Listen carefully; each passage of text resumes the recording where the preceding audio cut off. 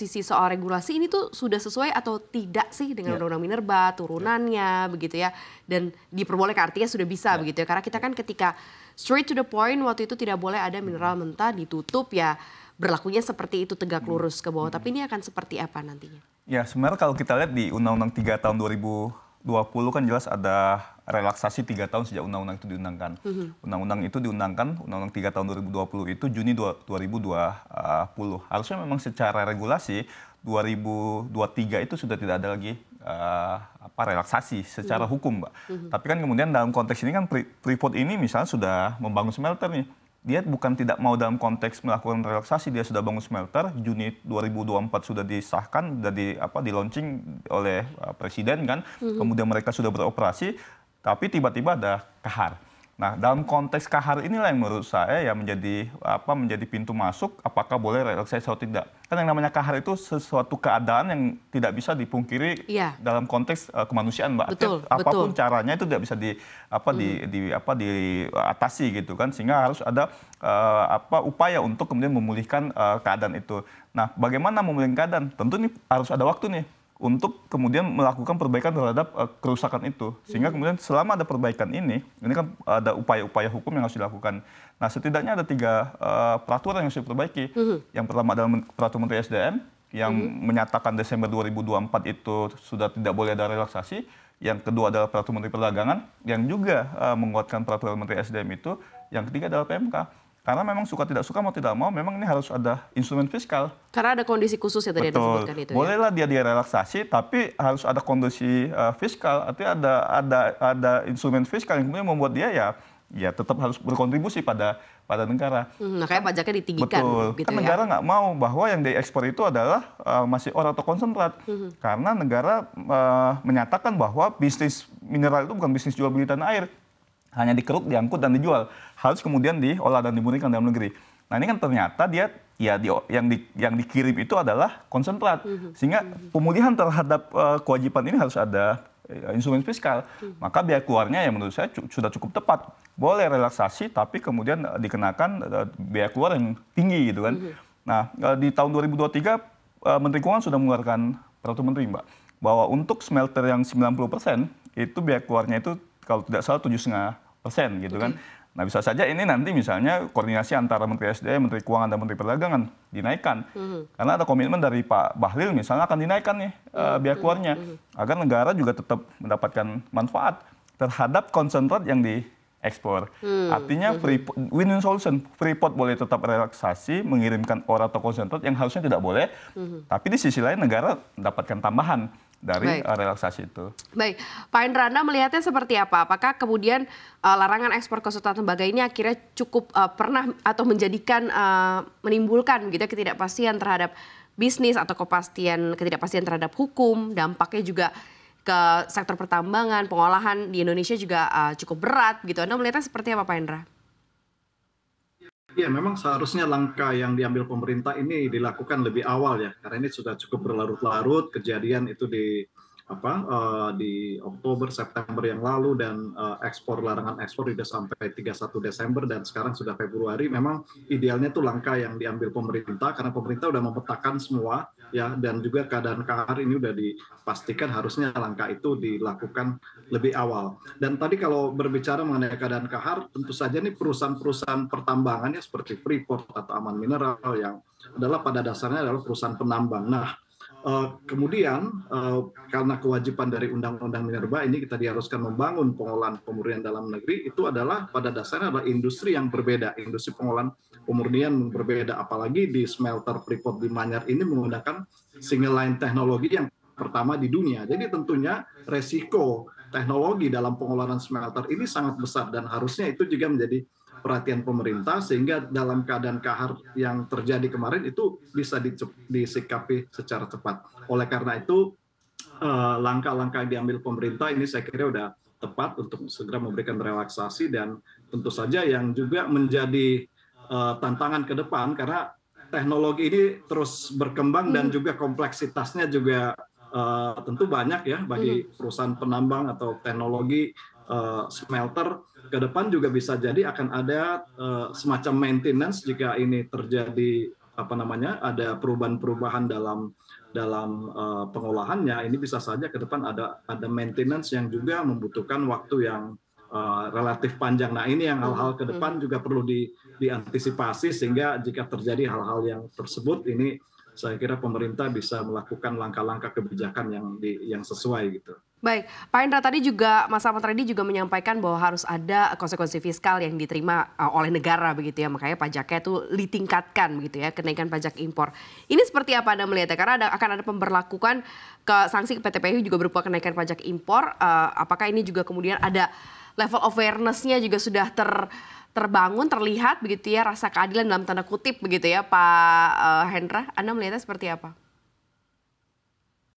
Iya, ini tentu dari perspektif pelaku usaha, kan pelaku usaha telah melakukan yang terbaik ya untuk menaati ketentuan atau mandat dari undang-undang pertambangan untuk membangun smelter. Kemudian kalau kita lihat situasi di industri pertambangan saat ini, beban yang dialami oleh perusahaan ini lumayan banyak ya, apalagi dengan kewajiban penerimaan negara, kemudian juga ada aturan DHE yang kemarin yang masih di PP 36 itu yang 30%, kan ini sangat membebani perusahaan dalam mengelola arus kas, apalagi dengan larangan ekspor ini, sehingga pemberlakuan tambahan penerimaan negara ini juga tentunya harus didiskusikan dengan perusahaan, karena bagaimanapun juga beban perusahaan yang ini cukup banyak, apalagi mereka dalam melakukan investasi tersebut ini mengandalkan sebagian besar dari hutang luar negeri, sementara aturan DHE ini yang cukup memberatkan. Nah, ini yang hal-hal teknis seperti ini yang tentu bisa didiskusikan oleh perusahaan dan juga pemerintah. Oke, harus ada diskusi lebih lanjut begitu ya, Pak Hendra ya. Harus ada obrolan lebih lanjut antara para pelaku usaha dan juga pemerintah. Mas Ahmad, seperti apa sih Anda melihat begitu ya kebijakan ini kemudian bisa berdampak terhadap penerimaan negara nantinya, kemudian juga tenaga kerja serapannya, dan ada nggak sih mungkin solusi regulasi ya, seperti apa ya kalau kita lihat dari level fairness, keadilan begitu ya, yang harusnya bisa diberlakukan secara serentak, walaupun tadi ada indication atau case khusus begitu yang akhirnya harus diberlakukan membuka kembali ini ekspor. Ya, permasalahan stop operasinya PT Freeport ini berdampak pada dua hal besar, Mbak. Yang pertama adalah penerimaan negara. Penerimaan negara ini ya royalti dan dividen, karena memang ya di situ pemerintah sebagai pemegang saham melalui Minagi. Yang kedua adalah ketenaga kerjaan. Dan saya kira dalam konteks hari ini persoalan besar ketika ada entitas besar seperti PT Freeport yang kemudian menyebabkan dua masalah. Penerimaan negara kita yang tadi disampaikan oleh Pak Hendra hampir 60 triliun ya, 4 miliar US dollar kemudian terganggu. Yang kedua adalah tidak hanya itu, ada tenaga kerja yang juga bermasalah nih. Ketika operasi produksi itu berhenti, maka ini tenaga kerja juga tidak bekerja di sektor hulu, begitu pula di sektor hilir smelternya. Nah, ini harus diperbaiki. Nah, bagaimana mekanisme perbaikannya? Sudah harus relaksasi. Itu pilihan moderat yang suka tidak suka, mau tidak mau harus dilakukan. Karena ketika ini misalnya menunggu memaksa untuk hilirisasi, tetap smelter selesai dulu baru diekspor lagi, saya kira ini dampak sosial kaitan tenaga kerja, dampak ekonomi, dan dampak politiknya terlalu tinggi. Dan betul saya pendapat apa yang disampaikan oleh Mas Hendra, ini terlalu lama nih. Harusnya sejak Januari yang lalu itu sudah direlaksasi. Karena ini ya semakin cepat direlaksasi, maka ya tentu ini import dari PT Freeport juga besar. Itu yang pertama. Yang kedua adalah PT Freeport itu sudah melakukan hilirisasi secara total, Mbak. Itu perintah undang-undang. Mereka bangun smelter terbesar di dunia, smelter tembaga yang ada di Gresik adalah smelter terbesar di dunia. Yang tentu karena dia high tech juga high risk. Artinya karena ini teknologi yang baru sehingga kemudian ada risiko. Dan itu harus memang dalam konteks teknis dan hukum ini ada tadi pemakluman karena ini masa trial and error dan itu wajar. Sehingga dalam konteks hukum ya tadi bolehlah tetap relaksasi, tapi praktek-praktek sebelumnya itu yaitu pengenaan biaya keluar itu harus dilakukan. Biaya keluar yang lebih tinggi. Akan ada keseimbangan. Karena kalau tidak ada biaya keluar, nanti ini akhirnya jadi pembiasaan. Dikit-dikit rusak kahar, kemudian ya relaksasi lagi. Padahal negara kan sudah tidak mau lagi nih. Pokoknya mineral itu harus diolah dan dimurnikan di Indonesia. Karena ini bukan bisnis jual beli tanah air yang hanya ngeruk, ngangkut, jual.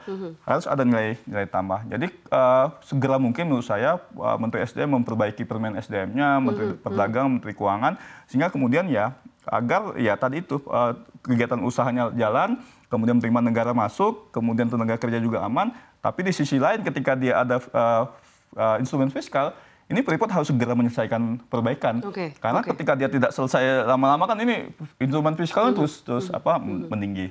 Usulan Anda sendiri bahwa ini akan berlaku, relaksasinya akan berlaku dalam jangka waktu tertentu, temporary, ataukah akhirnya bisa diselesaikan sampai batas waktu perbaikan begitu dari sisi PT-FI-nya begitu. Karena kita nggak tahu kan case-nya mungkin di tambang lain dan meminta hak yang sama begitu yang terjadi di PT-FI. Ya harusnya temporer ya, dikasih jangka waktu tertentu. Misalnya berapa lama relaksasi perbaikan yang harus dilakukan. Misal sampai bulan Juni, ya sudah sampai bulan Juni. Jadi tidak kemudian diperpanjang tahun depan gitu kan. Jadi peraturan Menteri SDM itu harus kemudian menurut saya jelas timingnya kapan, kemudian kewajiban apa saja yang dilakukan oleh PT Freeport dan aman ya juga dua entitas ini. Yang ketiga adalah hak apa saja yang diterima oleh PT Freeport ketika dia di relaksasi. Oke, baik. Pak Hendra kedepannya bagaimana sih sebenarnya kalau dari sisi regulasi tata kelola pertambangan ini yang bisa dirapikan gitu ya. Tadi poin-poinnya kan juga sudah disampaikan oleh Mas Ahmad Reddy ya, dari mungkin perbaikan peraturan dan lain sebagainya, kemudian merapikan juga kewajiban fiskal dan lain sebagainya. Nah ini yang akhirnya bisa berlaku secara keseluruhan begitu ya untuk para pelaku usaha pertambangan di Indonesia, Pak Hendra. Iya, tepat apa yang disampaikan oleh Pak Ahmad Reddy tadi ya. Jadi regulasinya ini momen yang tepat untuk segera memperbaiki regulasi yang terkait ya. Dan juga bukan hanya untuk yang terkait dengan larangan ekspor, tapi juga hambatan regulasi yang lain yang dihadapi oleh perusahaan. Kita berbicara di sektor tahapan kegiatan pengolahan pemurnian ya, tahapan di ujung atau hilir. Tapi sebenarnya yang tidak kalah pentingnya adalah juga kepastian hukum untuk di hulunya ya, bagaimana kegiatan penambangan atau eksplorasi. Nah ini yang sangat penting karena bagaimanapun juga industri hilirnya ini sangat tergantung oleh kepastian pasokan dari hulu ya, dan juga situ ada eksplorasi. Nah ini momen untuk membenahi. Tapi yang paling urgent tentu saja adalah tadi revisi beberapa peraturan baik Permendak atau Permen SDM dan juga PMK agar situasi relaksasi ini bisa dapat diselesaikan dengan tepat. Dan saya juga setuju dengan Pak Ahmad Reddy, ada timeline yang jelas dalam Permen SDM dan ini harusnya bisa dilakukan lebih cepat sehingga ada kepastian bagi investor juga untuk segera melakukan kegiatannya. Dan komoditas tembaga ini di sini sedang, kalau kita lihat di pasar global ini mengalami kondisi yang sangat-sangat sulit ya, karena permintaannya tinggi sementara pasokannya berkurang. Nah Indonesia dengan potensi cadangan tembaga yang besar ini tentunya adalah momentum, sehingga kalau berlarut-larut kebijakan dari pemerintah ini tentu akan mengirim sinyal yang kurang baik ya ke investor, padahal Indonesia mempunyai potensi besar untuk bisa dikembangkan ke depannya. Gitu. Iya, kalau dari Anda Mas Ahmad Reddy seperti apa kalau kita bicara mengenai mineral di Indonesia, pertambangan di Indonesia itu kan kita selalu melihat bahwa Indonesia sekaya itu, pendapatannya bisa sebesar itu begitu ya, makanya peraturannya mengarah kepada fokusnya adalah kepada penerima negara. So makanya hilirisasi menjadi poin utama juga yang ada di sana. Nah ini seperti apa pemerintah nantinya harus punya rekomendasi atau enggak sih begitu khususnya kebijakan hilirisasi ini untuk mendatangkan investasi untuk lebih membuat nyaman lagi begitu ya, bahwa kita punya cadangan yang besar dan opportunity yang besar juga. Betul Mbak, itu yang kita tunggu dari Pak Bahlil ya. Gebrakan itu yang saya kira memang menjadi PR besar di kabinet sekarang. Kalau saya sih masih melihat belum ada gebrakan yang luar biasa dalam konteks hilirisasi. Sebenarnya kan hilirisasi ini dulu ketika beliau jadi Menteri Investasi Kepala BKPM luar biasa digaung-gaungkan. Nah bagaimana dalam konteks implementasinya ini menurut saya juga cukup penting Mbak. Bagaimana kemudian smelter-smelter baru terbangun, bagaimana misalnya BUMN kita bisa kemudian membangun smelter PT Timah di Bangka Belitung, kemudian PT Antam dan seterusnya. Agar kemudian ya tadi kita benar-benar melakukan bisnis terhadap ya tadi nilai tambah yang luar biasa. Tidak hanya ngeruk, angkut dan jual, memaksa untuk hilirisasi, tapi kemudian ya tadi implementasi di lapangannya nggak optimal. Nah itu saya kira memang bagaimana desain kebijakan hilirisasi yang memang nyata itu saya kira menjadi cukup penting di era sekarang. Apalagi saya kira memang asa citanya Presiden Prabowo adalah bagaimana hilirisasi itu nggak hanya mineral ya, sebagai komoditas-komoditas strategis itu bisa dilakukan secara all out sehingga negara bisa menerima pendapatan yang luar biasa dari sumber daya alam kita. Gitu. Baik, nanti kita akan lihat dan menunggu begitu ya seperti apa ya, apalagi tadi sudah di-mention gebrakan apa nih begitu ya, khususnya dari Pak Menteri dan juga mungkin jajarannya terkait mengenai industri pertambangan di tanah air.